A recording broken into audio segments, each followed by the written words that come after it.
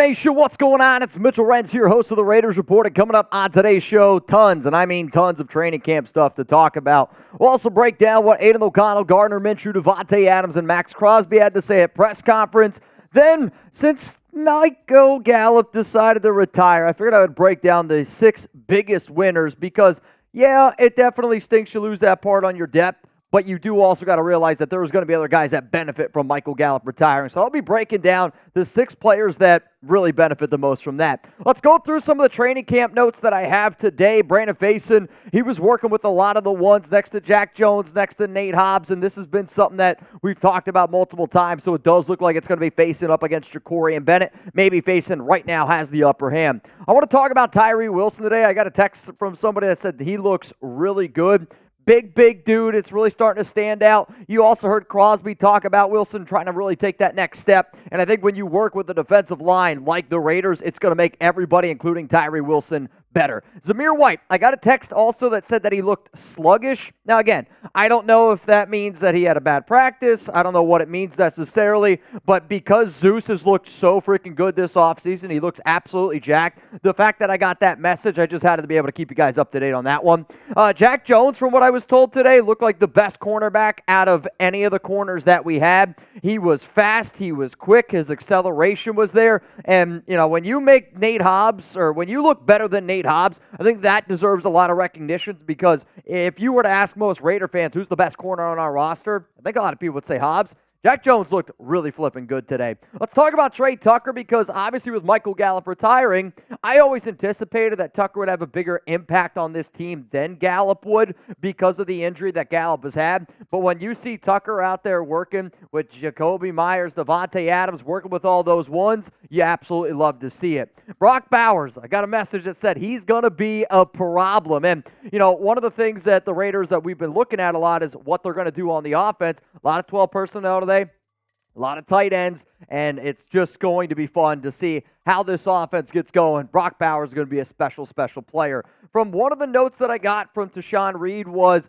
the only player that was not on the practice field today that's like not on the PUP list already, right? Like Colton obviously wasn't out there, Jalen Guyton, Darian Butler, all the people that we already know is not on the PUP list. The only player that was not out there on the practice field today, according to Tashawn Reed, was John Jenkins. 2 more notes here, one of them from Vincent Bonsignore. A lot of short intermediate passing game work today for the Raiders in 11-on-11 period, but both Aidan O'Connell and Gardner Minshew look solid. Tight ends played a big part of the period. I will say, I saw something from Vic Tafur saying that Anthony Brown was making some good throws today. It was also reported, though, that only Aidan and only Gardner Minshew were going up against the defense, so maybe just something to keep in mind. Tashawn Reed also said that the Raiders largely worked on individual group and special teams drills today. There was only one period where the offense and defense faced off, and that was comprised of quick, short passes, light day, and ease the guys into things. One of the things that I've been saying all offseason is the Raiders offense is going to beat you with 1,000 paper cuts. They're going to do 9, 10, 11 play drives. They're going to lean on that defense, and I think everything that you're hearing and seeing here, what Tashawn's saying, kind of goes along with that. To make sure that you never miss anything going on around training camp, hit that subscribe button. Turn on those notifications. I promise you this, every single day, we're going to keep you guys up to date on all the things that you need to know around everything going on around the silver and black. Coming up next here on the show, let's go through some of these press conference notes, and I am going to try to fly through these a little bit rather quickly just because I have so many. We're going to do it in the order that the Raiders did it in. So first off, let's go here, Aidan O'Connell. He was asked, about the quarterback battle, which he was probably asked that about 30 times.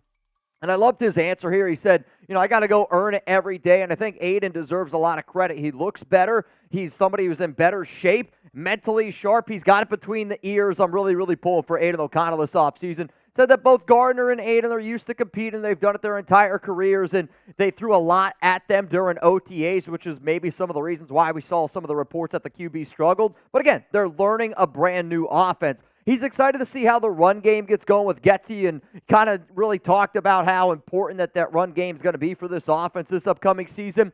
Did mention that he's got a lot less on his plate this year, and could be a little bit to do with the whole McDaniels thing. I think it's also just when you're in that second year in the NFL, you kind of know what to do a little bit more. And then the other thing that he mentioned, which has been something that's been very widely reported this season, of He's been working a lot with Tre Tucker, and he worked with a lot with him this offseason. Could be interesting to see how that just, I guess, materializes in the preseason. He did say with the new offense, you got to mentally reset this summer. He also talked about how hard this offseason has been for him to get into better shape, which, again, he's just trying to get better all around. And Gardner and him, they both got to be the vocal leaders. They both have to be the leaders of this football team. Let's now go to what Gardner Minshew had to talk about during the press conference and said that he's been loving being the new guy for the fourth time, has obviously bounced around with the Jags, the Colts, the Eagles, now with the Raiders. Every time he's talking, dude's just the vibe. I kind of wish that the Raiders would just change his number to 420. It's almost too fitting. He's impressed by Jakobi Meyers. He keeps on saying that Meyers and him are kind of on the same page. So that was something that I figured could be kind of interesting maybe in the preseason. Minshew also said that there isn't a one-on-one that you don't like from a quarterback spot, which I have multiple times said too, because you got Davante Adams, he's going to win that. Jakobi going to win it. Tre Tucker, interesting. Brock Bowers, interesting. Michael Mayer, it's interesting. He compared Bowers to George Kittle. I put out a video earlier this offseason of why I think Bowers can be a George Kittle-like tight end. He is truly talented. And Minshew also said that he just wants to do a better job with this offense of making big plays, because I think even he could see that there was a lot of those short intermediate routes. Let's now go to what Davante Adams said. He said that playing in Mesa has been great. It's a lot cooler there, which helps you focus on the main thing. And instead of going out there at 113-degree weather and you lose all this weight and then you get dehydrated, you're able to just concentrate on football a little bit more. Said that the best teams are well connected, which is one of the reasons why I think AP took the team out there. And he said that, AP was the right coach for any NFL team because he's a player coach, when he was asked about Pierce being the head coach for the Raiders. Davante kept going here with some of his press conference notes, said that this feels a lot like his Green Bay years because of Luke Getsy. Said that he retained 85% of the offense, which I love, because this is also going to be able to help, I think, a lot of these other younger players, also going to be able to help our quarterbacks, understand the offense better. He said that the Getsy offense makes sense and it's easy to learn, and because he's so confident in Getsy's offense, that it's kind of rubbed off on some other players here in this organization. He said that the Netflix series, which we've talked about a bunch here, if you haven't seen all of our videos we've dropped, please go check them out. He said that it was very accurate, but it's a TV show where it kind of reminds me of, like, Alex and I, we watch The Bachelor, and, you like see some of these storylines. You're like, yeah, I get it, but then they're also just trying to, mix the pot here a little bit. So I love that Davante said it's accurate, but he also was like, but, they are trying to draw up some drama here. It's a TV show. He said that he's in a really good place right now, which I love the fact that he said that, just because of all the crazy trade rumors that have been around Tay this offseason. He also said that at any point now his son could be born. He didn't put out the due date, but obviously the Raiders, they're going to allow Tay to go back home to Vegas to visit his wife, to welcome in his third child and a baby boy. Davante wants to see corners as the next position on Netflix, which has kind of been a fun topic that we have discussed here in studio. And I don't really have a question for y'all, but I do want to know down below on the next, if Netflix does another series, which position group would you want? Because Maxx Crosby has an answer. Davante Adams has an answer. I would honestly love to see head coaches. I think that would be a lot of fun. It's also important for the Raiders this season to start fast, and Tay mentions that he likes both Aidan O'Connell and Gardner Minshew, and it's going to be a fun QB battle the entire season. Let's now go to the Condor, the real captain here of this team, the face of the nation. I don't know if I should say the real captain. Davante just deserves that right as well. But Crosby wants to be the best in the world, and he keeps on saying, you got to get 1% better. Feels that he's at the best that he's ever been, and he's just going to keep working that way. I love that when he was talking about his interactions with Thayer Munford, also was like, hey, Jermaine Illuminor had to deal with it a little bit last season. And the bottom line is this. When you're a player and you go up against Crosby every single play and you go up against him in practice, it is going to make you better. And Crosby's really making me feel a lot better, especially with some of the injuries that we have right now in this offensive line, that Munford's going to be able to step up. Then he kind of goes on to say that, like, anything is possible. Defensive Player of the Year, MVP, whether that's going to be a Super Bowl, he's a 2-star recruit, and why he thinks he's just going to get better and better. He talks about corner and defensive end. He thought that would be fun for the Netflix show. Was asked, like, what is he doing out there right now because they're separated from, like, their family and whatever, just trying to stay locked in. He said that he's not playing NCAA, though I would love to see Crosby and Chuggs go up against each other. And then just continuously said that Tyree Wilson just gets better and better, continuously improves. He also went out there and said, like, when you look at how talented this defensive line is and how, much all the players on the D-line do truly, truly want it, if you're not going out there and giving 110%, you're going to stick out like a sore thumb. Talked about Christian Wilkins and how good he's been and how he's just been working his butt off, making everybody else around him, around this defensive line in general, better. Talked about the Eastern Michigan field experience and how it was unbelievable. And, he gives a lot of credit to his wife, which I love seeing that type of stuff from Mad Max, and just how, a few years ago, he was talking about, like, 2-star recruit at EMU. They go 1-11, and now he's at this point of his career, and it's just like, you can achieve anything. You just got to set your mind to it, but you also got to be able to put the work in. And then somebody made a joke about, like, are you guys going to have more cigars this season? And he was like, more cigars this season are definitely going to be happening. Coming up next here on the show, who are some of the biggest winners from Michael Gallup retiring from the NFL? I got him ranked from 6 down to 1. 1 obviously is the biggest winner.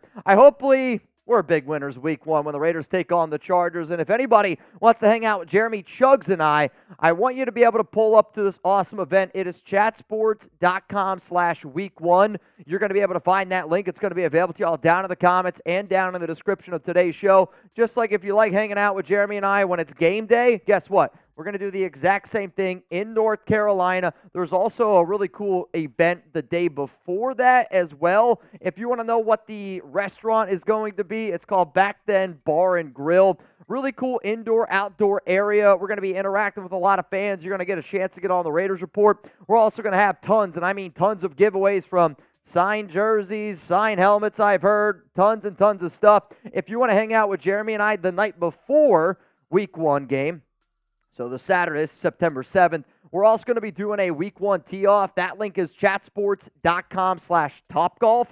So there's going to be 20 winners, and we're going to be going Topgolf food, drink deals, all that type of good stuff. It's going to be in the Raleigh-Durham area. Here's the literal Topgolf. I'm horrendous at golf, but you know what I'm good at? Having a few drinks, having a few laughs, and that's what we're going to do Saturday before the Raiders take down the Chargers. Again, hopefully you guys can make it out there if you're on the East Coast. All those links are going to be available to y'all down in the comments, down in the description of today's show. All right, let's get into the biggest winners here from Michael Gallup retiring, and I did this based on, who I think has the legit best shot either to make the roster or to make the biggest impact this season for the Silver and Black. First name I'm coming up here is Jeff Foreman, and the reason why I'm saying that is because he was the second highest paid UDFA wide receiver. Maybe you could also look at Raymond Keaton, could be another guy to at least throw out there as well. But for me, Foreman now, he at least has a shot to make this roster because not only did Michael Gallup retire, you also got the Jalen Guyton injury to at least keep in mind since he's on the PUP list. Let's go to number 5 here. It's Zach Gentry, and some of you are like, well, wait, Mitch, why is the tight end on this list? Zach Gentry is on this list because I do think if I'm the Raiders and I look at the overall roster, I don't know if there's another wide receiver out there on the free agent market that I would rather bring in and have on my football team. What if you just give Gentry a little bit more of that depth look, right? Like keep him as a depth player just in case you get into a situation, and then you let Brock Bowers play a little bit more wide receiver compared to playing, maybe play a little bit more wide receiver. If you plan on playing him 50% of the time at receiver, now maybe you go to 55, 60%, and that other little 2, 3, 4, 5%, Zach Gentry can get some work in. Let's go to number 4 here, Harrison Bryant. And kind of like everything I just said about Gentry, I do think with Gallup retiring, this could just be a little bit of extra work for Bryant because, again, I think Bryant's one of the best tight end threes in the NFL. He's a reliable blocker. He's a physical player. At one point back in 2019, won the best tight end award, right? Like, he's a good player. And if the Raiders are nervous about bringing in an extra wide receiver to compete for a position spot, or if they were looking at the list of targets that are going to go around this season, I bet you the amount of targets that Gallup would have got would have been slightly more than Harrison Bryant, but now that Gallup's gone, you could see Bryant maybe get on the field just a little bit more. Let's go to number 3, and these are the clear big 3 winners to me.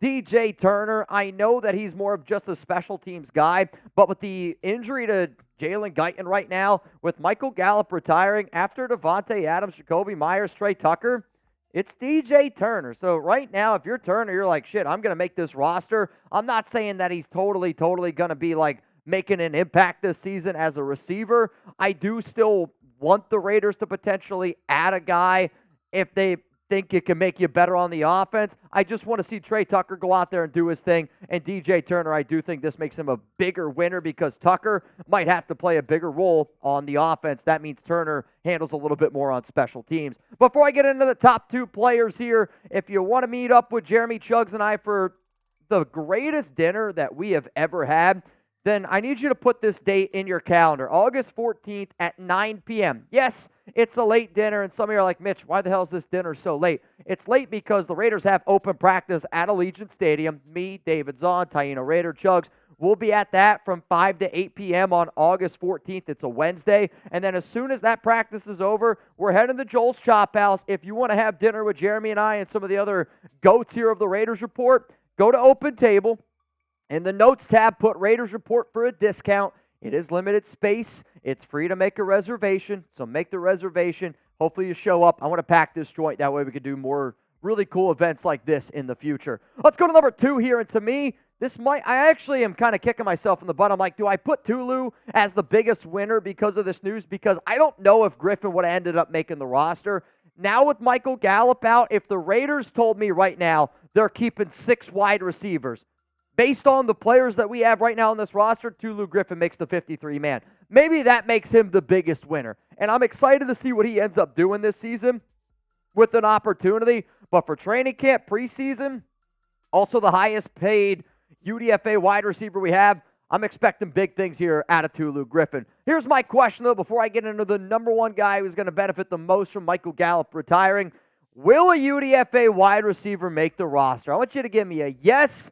I want you to give me a no down below. If you're going to say no, it's all good. If you're going to say yes, at least, back it up here a little bit. If the season were to end today, and if the cuts day is August 27th, 4 p.m. Eastern time, I would sit up here on the show with this roster and I'd say, yes, Tulu Griffin will make the 53-man. But if the Raiders add more talent on offense, especially at the wide receiver position, that might actually change. Let's go to number 1, though. It's the biggest winner, and it's Tre Tucker. And I think this is more of he's the no doubt wide receiver 3 now. He still has an opportunity to make some impact on special teams if they want to use him in that regard. But for a player who's been working a lot with Aidan O'Connell, for a player that, this coaching staff is really, really fired up about, I called him the secret weapon, he's going to be getting much more opportunities. And I think for a player like Tucker that showed last season, unbelievable athlete, just needed a few more reps, and as that season went on, got better and better and better. And if Tucker's able to turn this thing on, watch out. This offense could be pretty damn special.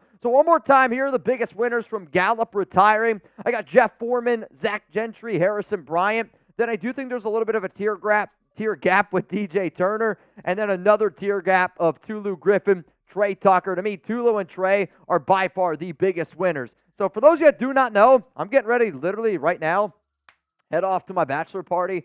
Pretty excited to be able to do it. And I saw this picture yesterday with Gardner when he was coming off the bus. This is me all week. I'm just letting y'all know. This is my vibe. I'm going to let the chest hair out. We're going to be rocking. We're going to be having some good drinks. Appreciate everyone that has already, sent me some best wishes. If anybody has any tips on how to have a great bachelor party, let me know down in the comments. I'll see you guys next Tuesday live on the Raiders. But actually, that's cap. I'll see you guys Friday. From my bachelor party, I'll be here with Jeremy, Chuggs. Make sure you subscribe. Make sure you tune in. We're going to have some fun. Peace.